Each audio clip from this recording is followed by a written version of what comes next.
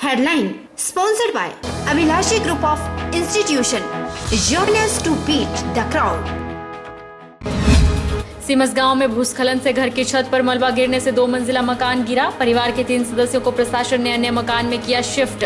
हादसे में अनुमानित 10 लाख रुपए के नुकसान का आंकलन। नूरपुर के व्यापारी कस्बा जसूर में स्वच्छता अभियान की उड़ाई जा रही धज्जियां। लोग जगह जगह सड़क किनारे दुकानों के पास फेंक रहे कचरा। नोटिस बोर्ड होने के बावजूद भी सरेआम फेंका जा रहा कूड़ा कचरा।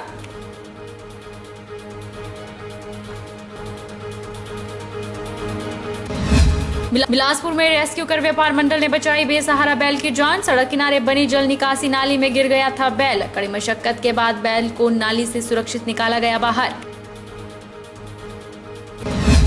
और मंडी शहर के ऐतिहासिक पडल मैदान में 25 लाख की लागत से ओपन एयर जिम बनकर तैयार। खिलाड़ियों के साथ साथ आम लोग भी जिम का कर पाएंगे इस्तेमाल। नमस्कार, आप देख रहे हैं आज 24x7। मैं हूं जनीशा। भारी बारिश के चलते जोगिंद्रनगर में अनेकों जगहों पर भूस्खलन होने से कई घरों के जमींदोज होने का खतरा मंडरा चुका है। लड़भड़ोल क्षेत्र के सिमस गांव में एक 2 मंजिला मकान पर भारी मलबा गिर जाने से मकान असुरक्षित हो गया है। अनुमानित 10 लाख रुपए के नुकसान का आंकलन प्रभावित परिवार की ओर से किया गया है। यहां राहत की बात यह रही कि मलबा गिरने से कोई जानी नुकसान नहीं हुआ। सिमस गांव में हादसा सोमवार सुबह करीब 9 बजे के आसपास हुआ है। मकान से कुछ ही दूर करीब 10 फीट ऊंची कंक्रीट की सुरक्षा दीवार जमीन धंसने से भरभराकर गिर गई और मलबे की चपेट में 2 मंजिला मकान आ गया। पूरा मकान असुरक्षित हो गया है। परिवार के 3 सदस्यों को प्रशासन ने अन्य मकान में शिफ्ट किया है। हादसे से सहमे परिवार ने फिर से तेज बारिश से मलबा मकान की ओर आने की आशंका को लेकर जल्द डंगा लगाने की मांग प्रशासन से की है। वहीं भूस्खलन के दौरान घर के अंदर 2 लोग थे जिन्होंने भागकर अपनी जान बचाई। घर के अंदर रखा सामान भी क्षतिग्रस्त हुआ है। हादसे के बाद मकान पूरी तरह तबाह हो चुका है। इसके अलावा 3 गौशालाएं, 1 रसोई घर को भी भारी बारिश से नुकसान पहुंचा है। 3 लाख से अधिक का नुकसान राजस्व विभाग की ओर से किया गया है। रामपुर के व्यापारियों में 2 फाड़ होने के साथ ही नया व्यापार मंडल का गठन किया गया है। नवपंजीकृत व्यापार मंडल ने पत्रकार वार्ता की और वार्ता में व्यापारियों ने कहा कि उनके साथ 700 व्यापारियों की लिखित सहमति थी। उसके बाद ही रामपुर बुशहर सर्वहितकारी व्यापार मंडल का गठन किया गया, जिसमें हर वर्ग के व्यापारियों को ध्यान में रखा गया है। उन्होंने बताया कि व्यापारियों और उपभोक्ताओं के हितों का ध्यान रखते हुए 21 सूत्रीय योजना पर काम किया जाएगा। सर्वहितकारी व्यापार मंडल रामपुर के अध्यक्ष तन्मय शर्मा ने कहा कि व्यापार मंडल केवल दिखावे के लिए ही था। उन्होंने दावा किया कि जो व्यापार मंडल पूर्व में चल रहा था वो न तो पंजीकृत था और न ही वर्तमान में अस्तित्व में है। उन्होंने बताया कि रामपुर बुशहर के 700 व्यापारियों ने व्यापार मंडल के गठन के लिए हस्ताक्षर कर सहमति जताई थी। उसके बाद ही व्यापार मंडल का विधिवत पंजीकरण किया गया। नई टीम जो बनाई गई है वह हर वर्ग के व्यापारी, चाहे फुटपाथ पर ठेले वाला हो या बड़ा व्यापारी, सबकी समस्याओं को लेकर हल किया जाएगा। उनका लक्ष्य होगा कि व्यापारियों की समस्या को ध्यान में रखा जाए और उनके परिवार को उनकी सुरक्षा सुनिश्चित हो। इसके अलावा उपभोक्ताओं की क्या समस्याएं हैं यह भी ध्यान में रखा जाएगा। तन्मय शर्मा ने कहा कि रामपुर में पार्किंग, शौचालय और शहर के सौंदर्यीकरण की अति आवश्यकता है, जिस पर व्यापार मंडल नगर परिषद के साथ समन्वय बनाकर आगे काम करेगा। हमारा जो उद्देश्य है व्यापारियों के मान सम्मान हितों की रक्षा करना, जो हमारे कस्टमर है उनको उनके लिए सुविधा प्रदान करना। यहाँ पे वो किसी रूप में हो सकती है। आपके लेबर रेट हो सकते हैं शहर के, जो आज तक तय नहीं हुए कभी।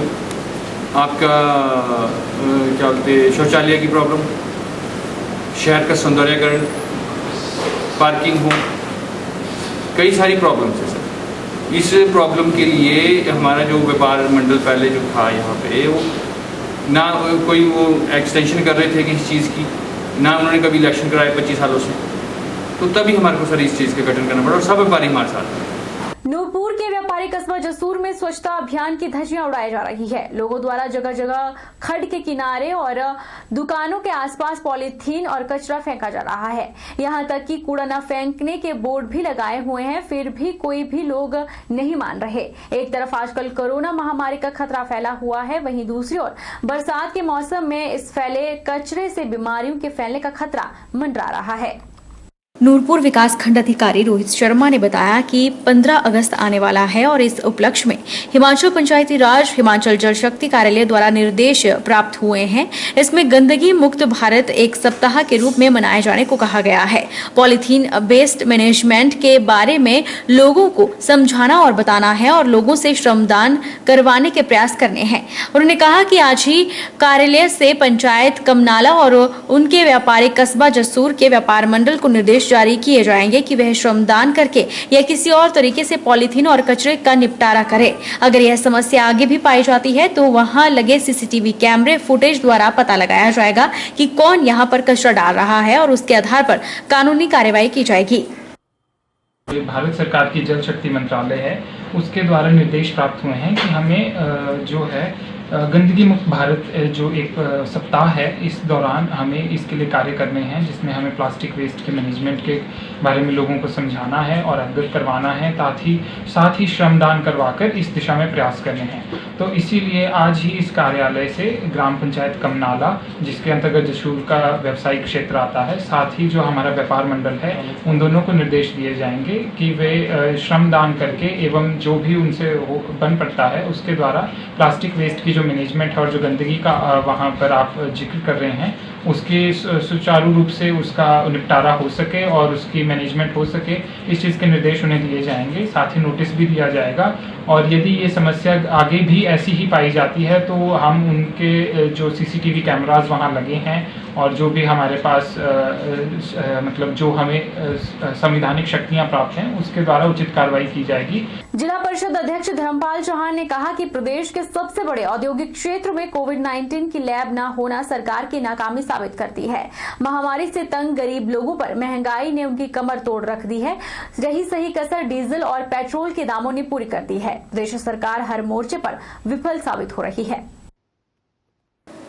पत्रकारों से बातचीत में धर्मपाल चौहान ने कहा कि बीबीएन प्रदेश का सबसे बड़ा औद्योगिक क्षेत्र है और यहां पर सरकार एक प्रयोगशाला नहीं खोल पाई।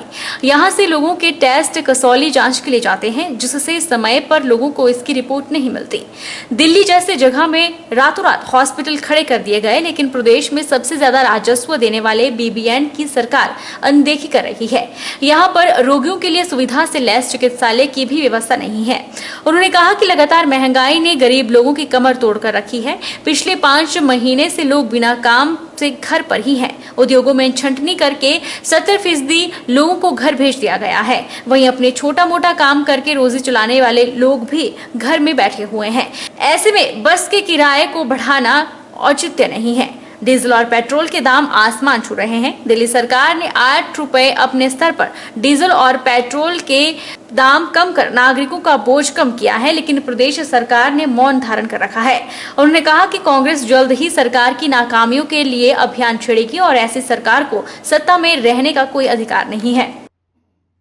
मैं माननीय मुख्यमंत्री को अवगत कराना चाहूँगा कि जो बीबीएन है नॉर्थ इंडिया का नंबर 1 इंडस्ट्री एरिया है और यहाँ बहुत संख्या में मजदूर लोग रह रहे हैं, बहुत संख्या में लोग बाहर के कार्य कर रहे हैं।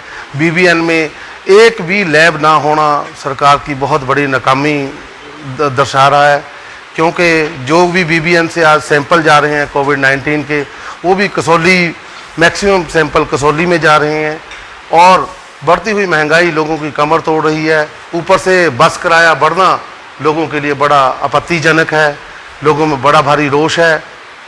इसलिए मैं चाहता हूं कि सरकार बढ़ा हुआ किराया वापस ले। जो तीसरा मेन मुद्दा है डीजल पेट्रोल की बढ़ती हुई कीमतें, जिन पे सरकार का कोई नियंत्रण नहीं। आज मैं भले ही कांग्रेस पार्टी से संबंध रखता हूं, पर दिल्ली में केजरीवाल मॉडल को ही फॉलो करे सरकार। केजरीवाल जी ने आज 8 रुपये के करीब दिल्ली में डीजल और पेट्रोल की कीमतें कम की हैं। रुकेंगे छोटे से ब्रेक के लिए, ब्रेक के बाद फौरन लौटेंगे।